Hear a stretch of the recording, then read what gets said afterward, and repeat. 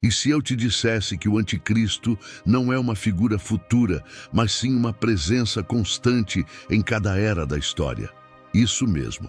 Desde o primeiro século até hoje, homens poderosos, de imperadores a CEOs, já foram apontados como o próprio adversário de Cristo. A ideia de um inimigo supremo pode parecer fantasiosa, mas ela moldou impérios, dividiu religiões e ainda influencia decisões políticas nos bastidores. O mais chocante, talvez o verdadeiro anticristo já tenha sido aclamado e você nem percebeu. Neste vídeo, vamos revelar quem foram os suspeitos de cada século e o que realmente a Bíblia diz sobre essa figura tão temida e mal compreendida. Agora comente aqui, você acredita que o anticristo já nasceu ou ele ainda está por vir? A primeira aparição do termo anticristo na Bíblia não ocorre nos evangelhos ou no Apocalipse, como muitos imaginam, mas sim nas cartas do apóstolo João. Essas epístolas, escritas no final do primeiro século, refletem um momento crítico da igreja primitiva, ameaçada por divisões internas e doutrinas heréticas.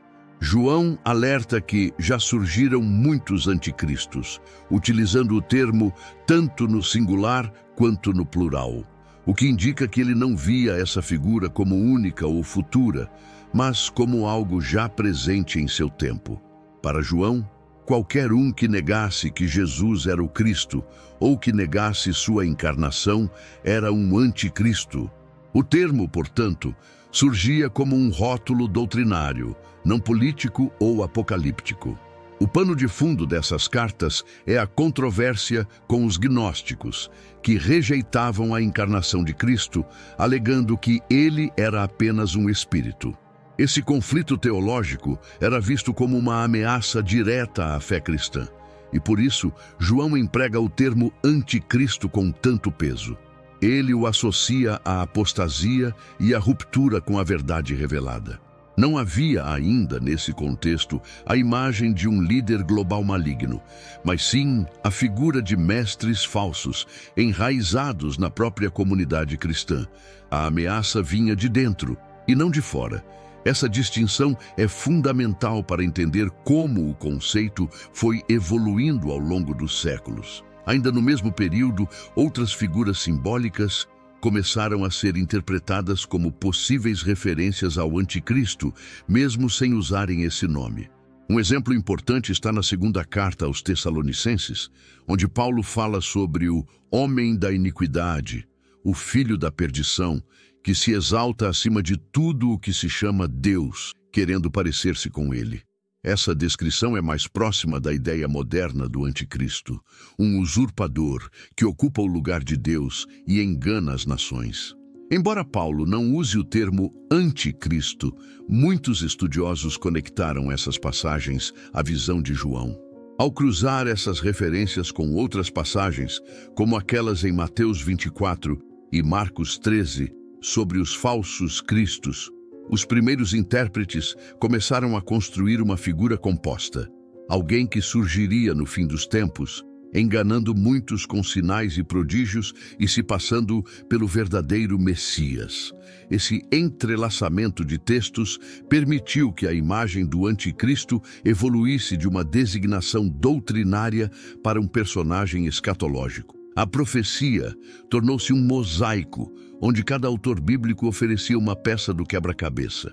O livro do Apocalipse, apesar de não usar o termo anticristo, traz personagens como a besta e o falso profeta, que mais tarde seriam associados à figura anticrística.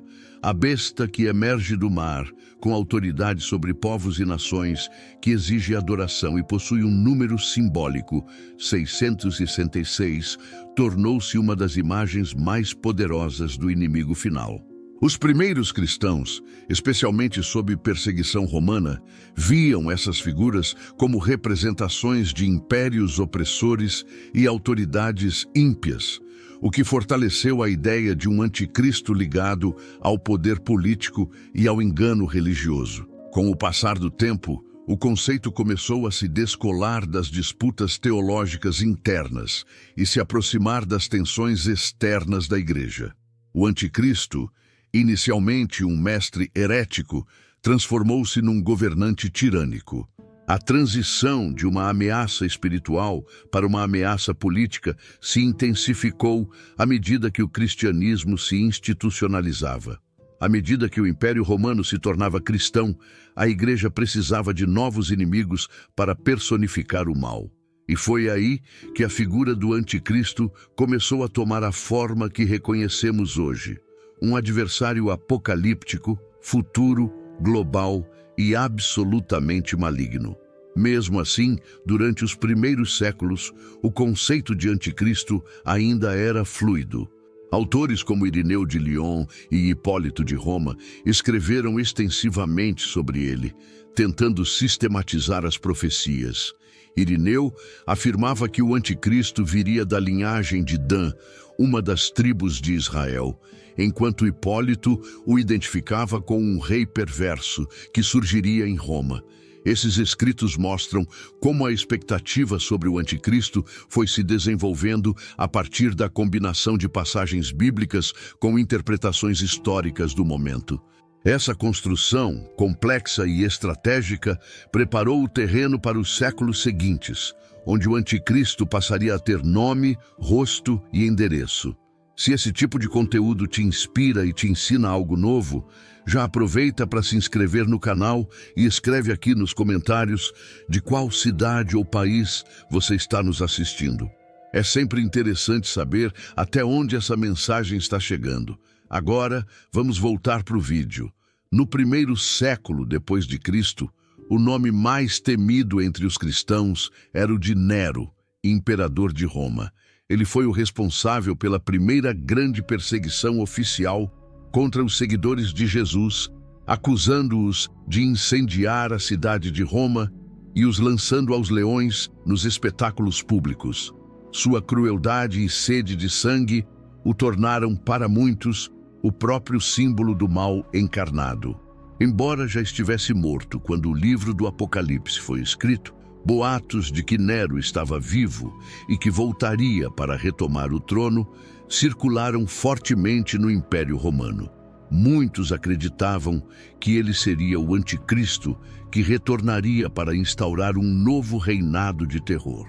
Essa crença ficou conhecida como a lenda de Nero redivivo. Alguns pensadores cristãos primitivos começaram a identificar a figura da besta, descrita no Apocalipse, com o próprio Nero.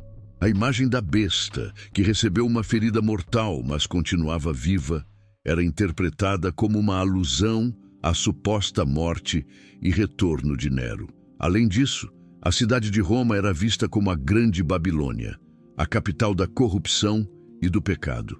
E como Nero simbolizava o pior do que Roma representava, essa associação se tornou ainda mais forte. A narrativa bíblica começava a se encaixar com os medos reais e imediatos da época. A autoria cristã do século III, como o poeta Comodiano, chegou a escrever que Nero subiria do inferno e se declararia o Cristo esperado, confundindo multidões. Esse tipo de especulação transformava Nero numa figura que antecederia o verdadeiro anticristo. Ou talvez fosse ele mesmo. Essa construção teológica ajudava a fortalecer a expectativa escatológica. O fim estava próximo, e as perseguições eram a prova disso. A figura de Nero era tão presente no imaginário cristão que mesmo séculos depois, escritores ainda o apontavam como um prenúncio do fim dos tempos. Era uma forma de manter viva a tensão entre fé e império. Outros imperadores romanos também foram associados ao anticristo, especialmente aqueles que intensificaram a perseguição aos cristãos. Domiciano, no final do primeiro século, e Décio, no terceiro, são exemplos claros. Ambos exigiram adoração como deuses e instauraram políticas rigorosas contra os cristãos. As suas ações eram vistas como afrontas diretas ao reino de Deus e, portanto, associadas ao poder do maligno. O culto imperial, que exigia que todos reconhecessem o imperador como divino, era visto como uma antecipação da adoração obrigatória da besta mencionada no Apocalipse. Essa equivalência entre império e anticristo se tornaria recorrente. Não apenas líderes políticos, mas também figuras religiosas passaram a ser alvos de tais acusações. Um exemplo notório é o presbítero Ário, do século IV. Ele negava que Jesus fosse da mesma natureza divina que o Pai, o que resultou em sua condenação no Concílio de Niceia. Para muitos da época, essa heresia era tão grave que ele próprio foi identificado como o Anticristo. O arianismo, doutrina que levava seu nome, se espalhou rapidamente e gerou conflitos profundos dentro do Império Bizantino. A ameaça não era apenas externa, mas interna. A heresia passou a ser vista como uma manifestação do espírito anticrístico. Essa transição de perseguidores políticos a líderes religiosos dissidentes mostra como a figura do anticristo se adaptava conforme o contexto. O cristianismo já não era mais uma seita marginal, mas ganhava força e influência. E com essa ascensão, surgiam novos desafios internos. A figura do anticristo era mobilizada para defender a ortodoxia e isolar os desviantes. Não era necessário que o inimigo fosse um pagão cruel. Bastava que ensinasse algo contrário ao credo estabelecido. A luta espiritual era agora também uma disputa teológica, e o anticristo, um símbolo flexível para combater qualquer ameaça à pureza da fé. Por fim, esses primeiros séculos de cristianismo foram decisivos para moldar a imagem do anticristo como conhecemos. A associação com figuras como Nero, Domiciano e Ário estabeleceu um padrão de identificação, perseguição, idolatria e heresia. Esses eram os sinais. A profecia apocalíptica deixou de ser uma previsão distante e passou a ser interpretada como algo presente, pulsando na realidade do império. E é a partir dessa interpretação imediata e concreta que a figura do anticristo se manteve viva e relevante ao longo da história, pronta para se adaptar aos novos tempos e novos inimigos da fé. Na Idade Média, o imaginário cristão sobre o anticristo ganhou novos contornos, impulsionado por um mundo em constante tensão entre igreja, impérios e movimentos espirituais. Um dos tratados mais influentes do século X foi Sobre o Surgimento e o Tempo do Anticristo, que afirmava que ele nasceria na Babilônia após a queda do Sacro Império Romano Germânico. Segundo esse texto, o anticristo iria a Jerusalém para reconstruir o templo e ser adorado como Deus. Essa narrativa sintetizava temores religiosos, profecias bíblicas e inquietações políticas da época, criando um personagem com propósito e geografia definidos. A expectativa era de um fim iminente, conectado a eventos concretos da política europeia. É nesse mesmo período que a figura do Papa começa a ser relacionada com o anticristo, não por fora, mas de dentro da própria igreja. O primeiro registro documentado de tal acusação aparece ainda no século X, vindo de um bispo francês que atacava o Papa João XV. Ele afirmava que, por estar repleto de vaidade e sem caridade, o Papa cumpria as características do homem da perdição, descrito em 2 Tessalonicenses. A acusação de que o Papa, suposto representante de Cristo na Terra, era na verdade o seu inimigo máximo, tinha um efeito devastador. O templo de Deus sendo ocupado pelo próprio adversário. Um escândalo teológico sem precedentes. Nos séculos seguintes, a crise política interna da Igreja apenas fortaleceu esse tipo de narrativa. Durante a chamada Questão das Investiduras, no século XI, foi comum haver 2 ou mais papas simultaneamente, cada um apoiado por forças seculares diferentes. Em alguns momentos, os próprios papas se chamavam mutuamente de anticristos. O Papa Gregório VII, por exemplo, declarou Clemente III como tal, e foi retribuído da mesma forma. A confusão e fragmentação da autoridade papal abriam espaço para que o conceito de anticristo deixasse de ser apenas escatológico e passasse a ser uma ferramenta de denúncia e deslegitimação política. Essa estratégia foi levada ao extremo durante a Reforma Protestante. Martinho Lutero, João Calvino e outros reformadores não acusaram apenas um papa de ser o anticristo, mas o papado como instituição. Para eles, a sucessão apostólica havia sido corrompida desde muito cedo, tornando a Igreja de Roma uma usurpadora da verdadeira fé. O anticristo não era mais apenas um futuro governante ou um herege isolado. Era a própria estrutura religiosa dominante. O papado, para esses reformadores, cumpria todos os critérios. Exigia a adoração, se colocava no lugar de Deus e oprimia o verdadeiro povo fiel.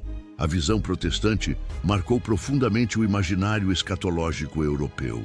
Em resposta, teólogos católicos também passaram a apontar os líderes da Reforma como os verdadeiros anticristos. Martinho Lutero, por exemplo, foi intensamente atacado por romper com a tradição, rejeitar sacramentos e promover divisões dentro do cristianismo. O jogo de espelhos era claro. Ambos os lados usavam a figura do anticristo para legitimar sua fé e demonizar o adversário. A disputa teológica tornou-se uma batalha simbólica pelo controle da verdade. Assim, a figura do anticristo perdeu seu caráter distante e passou a ser usada para interpretar eventos contemporâneos, ampliando seu impacto político e psicológico. Fora do eixo religioso, o anticristo também começou a ser identificado em reis e imperadores que se opunham à Igreja. Diversos escritores medievais alertavam contra o surgimento de um líder secular poderoso, que perseguiria os cristãos e exigiria a adoração. Essas previsões eram alimentadas por um temor constante de que impérios terrenos substituíssem o domínio de Deus. A tensão entre poder espiritual e poder temporal fazia com que qualquer rei que ameaçasse a Igreja se tornasse um suspeito. A figura do anticristo estava em toda parte, no altar, na coroa, na heresia e até mesmo entre monges e pensadores que ousassem questionar o status vigente. Durante esses séculos, o anticristo passou de um herege e perseguidor para uma figura institucional e sistemática. Ele não era mais um único homem, mas um sistema de engano, um trono corrompido, um poder duradouro. A construção teológica medieval transformou a escatologia em uma lente para interpretar o presente e não apenas o fim dos tempos. Com isso, o anticristo tornou-se uma ameaça sempre à espreita, pronta para se revelar em qualquer autoridade que se desviasse da doutrina verdadeira. E à medida que o mundo mudava, novas interpretações surgiriam para alimentar ainda mais essa expectativa. A partir do século XVII, a figura do anticristo passou a ser mobilizada com ainda mais intensidade no campo político. O surgimento de estados modernos, o avanço das guerras religiosas e a fragmentação da autoridade eclesiástica criaram um novo terreno para essa narrativa. Em 1660, por exemplo, foi publicado um livro que identificava Oliver Cromwell, líder do parlamento durante a Guerra Civil Inglesa, como o Anticristo. O autor acusava Cromwell de destruir a monarquia ungida por Deus e de instaurar um governo herético, amparado por falsos profetas. O texto unia escatologia e crítica política, convertendo o adversário num inimigo divino. Esse padrão se repetiria diversas vezes. Em 1809, um outro livro procurava provar que Napoleão Bonaparte era o anticristo profetizado nas Escrituras. O autor fazia complexas interpretações numéricas, afirmando que o número 666 podia ser extraído do nome Napoleão de duas maneiras diferentes.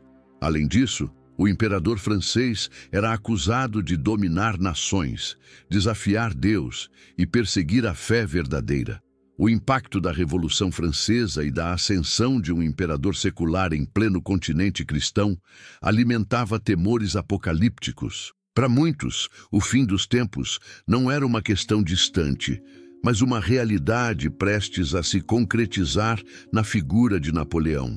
Esse tipo de interpretação não estava restrito a fanáticos ou grupos marginais.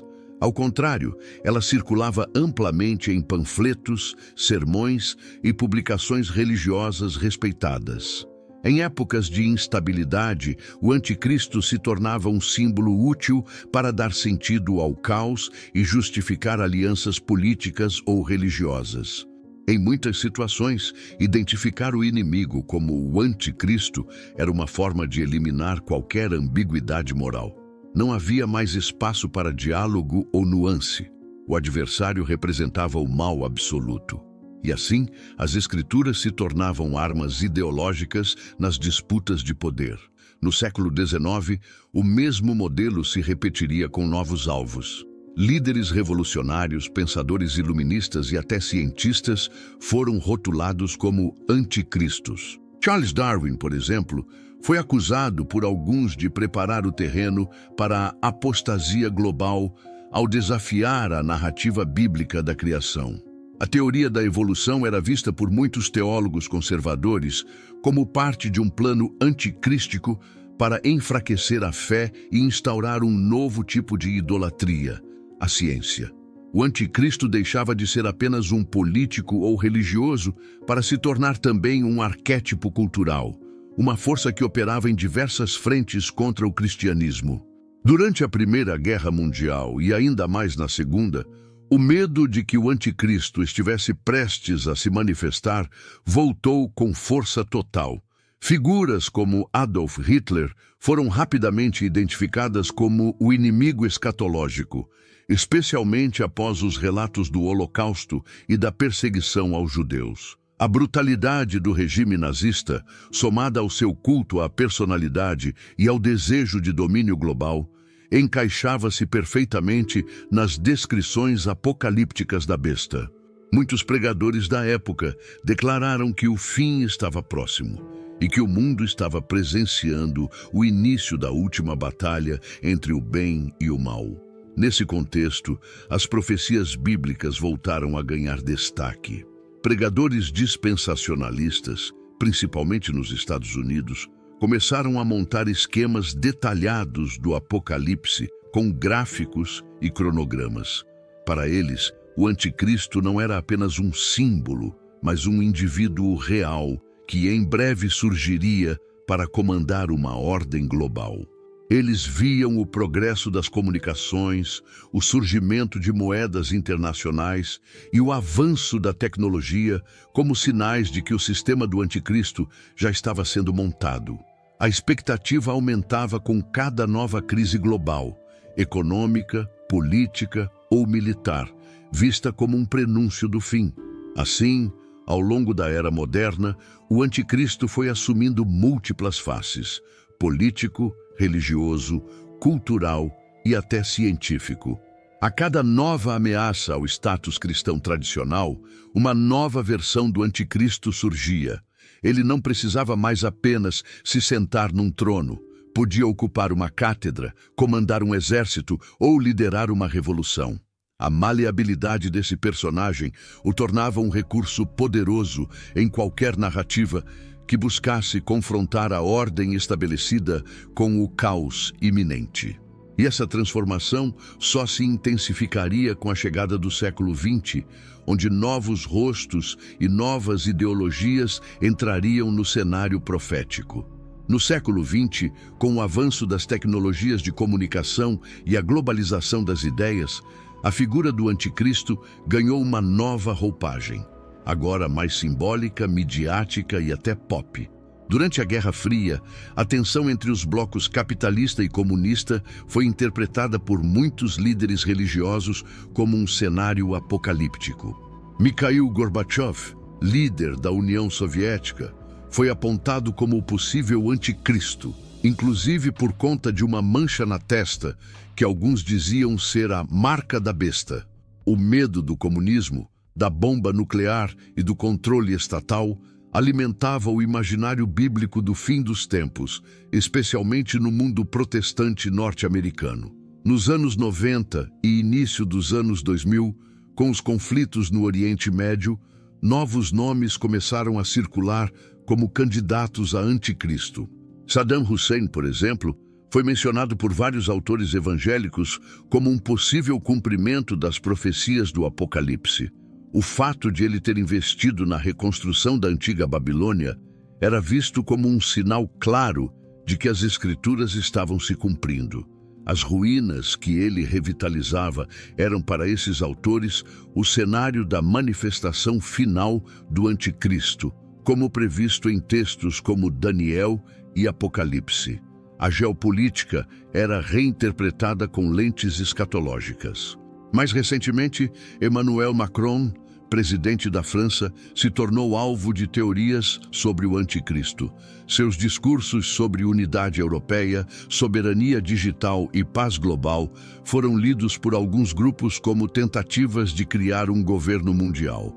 Uma das características atribuídas ao anticristo em leituras modernas do Apocalipse.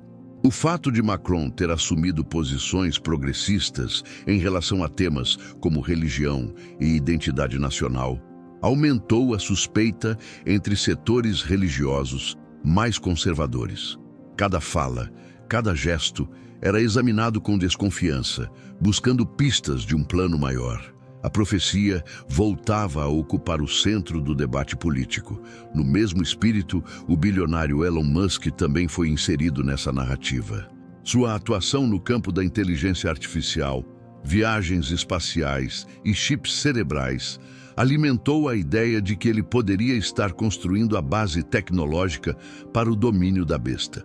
As empresas que lidera, como a Neuralink e a SpaceX, são vistas por alguns como os instrumentos para controlar mentes, conectar consciências e, eventualmente, substituir o culto a Deus por uma nova forma de idolatria digital. A proximidade de Musk com a inovação extrema e seu estilo messiânico em entrevistas apenas ampliaram essas teorias. A mídia e o cinema também desempenharam um papel essencial na difusão dessas ideias.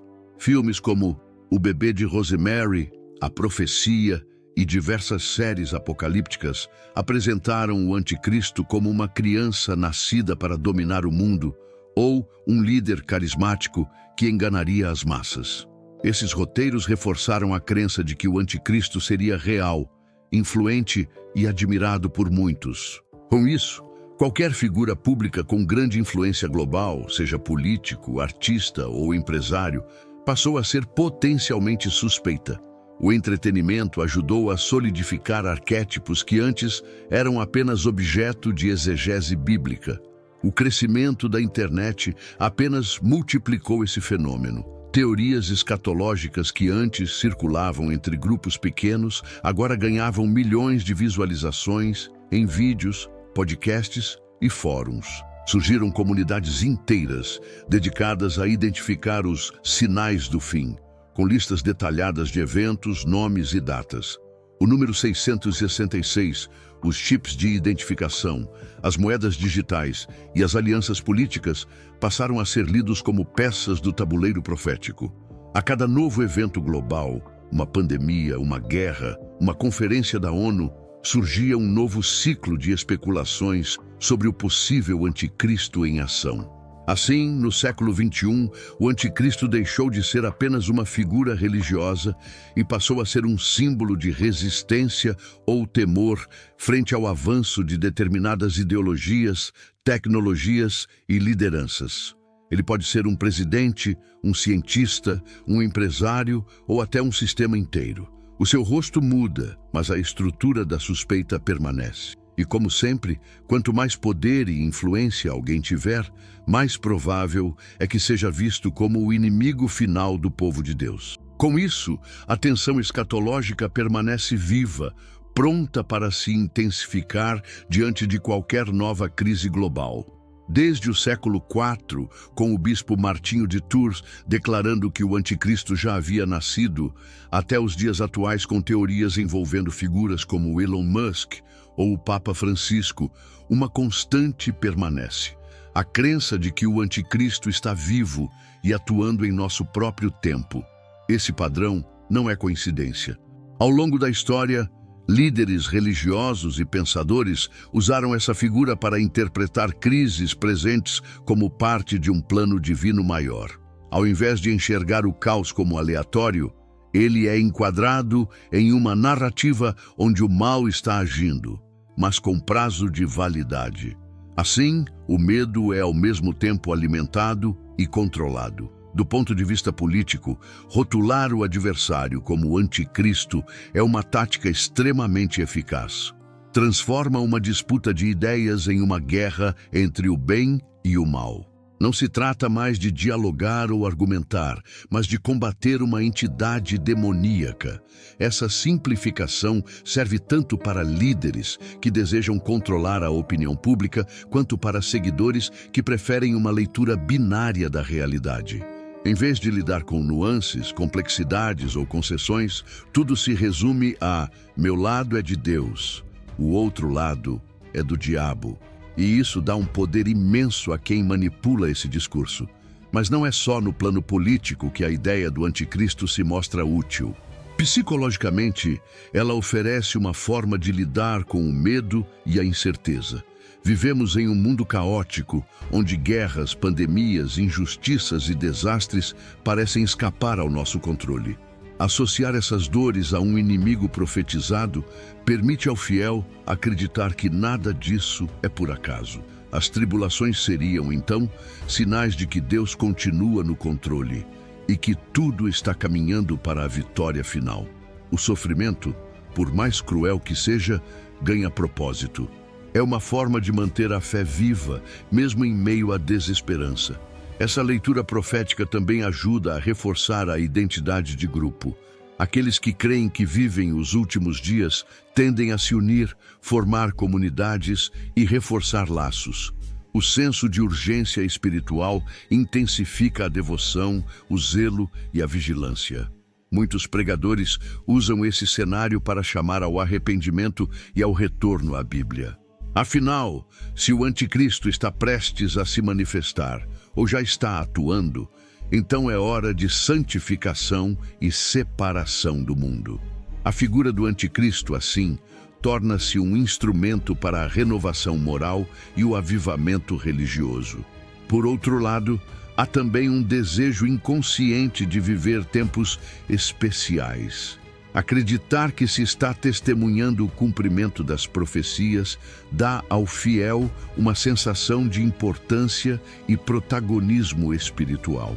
Não se trata apenas de observar a história, mas de fazer parte dela, de lutar na última batalha entre luz e trevas. Isso confere significado à vida cotidiana e transforma decisões simples em atos de resistência espiritual. Ir à igreja, recusar certas tecnologias ou rejeitar determinadas ideologias passa a ser visto como um ato profético. Além disso, o anticristo se adapta facilmente aos medos contemporâneos. No passado, era o imperador romano, depois, o papa, em seguida, reis e generais. Hoje pode ser um bilionário da tecnologia, uma ideologia política ou até um sistema econômico global. A figura é elástica, mas o papel é sempre o mesmo: ocupar o lugar de Cristo, enganar as nações e perseguir os justos. Essa adaptabilidade é o que mantém o conceito vivo. Não importa o século, o contexto ou a cultura, sempre haverá alguém ou algo que se encaixe nesse molde profético. Assim, a crença constante de que o anticristo está entre nós revela mais sobre nós mesmos do que sobre ele. Ela mostra nossa necessidade de sentido, nossa fragilidade diante do mal e nossa esperança de que, por pior que pareça, o fim será glorioso. O anticristo é um espelho invertido da fé cristã. Quanto mais se fala dele, mais se afirma, mesmo sem querer, que Cristo reinará. E é nessa tensão que a história segue pronta para reencenar seus antigos ciclos com novos personagens. Depois de tantos nomes, profecias e suspeitos ao longo dos séculos, fica uma pergunta inescapável. O que você vai fazer com esse conhecimento agora? Saber identificar os padrões históricos, as manipulações políticas e as interpretações escatológicas é só o começo. A verdadeira mudança vem quando entendemos que o anticristo, mais do que uma figura externa, é um alerta interno sobre o que permitimos dominar nosso coração, nossa fé e nossas decisões. Será que estamos preparados para discernir o engano quando ele vier? Ou será que já fomos seduzidos por ele sem perceber? Você reconheceria o anticristo se ele estivesse disfarçado de solução para os seus problemas? De que lado da história você estará quando a verdade for colocada à prova? Comenta aqui embaixo. Você acha que o anticristo será uma pessoa, um sistema ou algo espiritual? E mais importante, você está pronto para resistir? Se esse conteúdo te ajudou a enxergar a Bíblia e a história com mais clareza, se inscreva no canal agora mesmo e ative o sininho para não perder nenhum vídeo novo. Aqui, você continua aprendendo, crescendo na fé e se preparando para o que vem pela frente. E se quiser ir além, torne-se membro do canal. Assim, você apoia esse trabalho e ainda recebe conteúdos exclusivos para aprofundar ainda mais o seu entendimento bíblico. Depois de tantos nomes, profecias e suspeitos ao longo dos séculos, fica uma pergunta inescapável. O que você vai fazer com esse conhecimento agora? Saber identificar os padrões históricos, as manipulações políticas e as interpretações escatológicas é só o começo. A verdadeira mudança vem quando entendemos que o anticristo, mais do que uma figura externa, é um alerta interno sobre o que permitimos dominar nosso coração, nossa fé e nossas decisões. Será que estamos preparados para discernir o engano quando ele vier? Ou será que já fomos seduzidos por ele sem perceber? Você reconheceria o anticristo se ele estivesse disfarçado de solução para os seus problemas? De que lado da história você estará quando a verdade for colocada à prova? Comenta aqui embaixo. Você acha que o anticristo será uma pessoa, um sistema ou algo espiritual? E mais importante, você está pronto para resistir? Se esse conteúdo te ajudou a enxergar a Bíblia e a história com mais clareza, se inscreva no canal agora mesmo e ative o sininho para não perder nenhum vídeo novo. Aqui, você continua aprendendo, crescendo na fé e se preparando para o que vem pela frente. E se quiser ir além, torne-se membro do canal. Assim, você apoia esse trabalho e ainda recebe conteúdos exclusivos para aprofundar ainda mais o seu entendimento bíblico.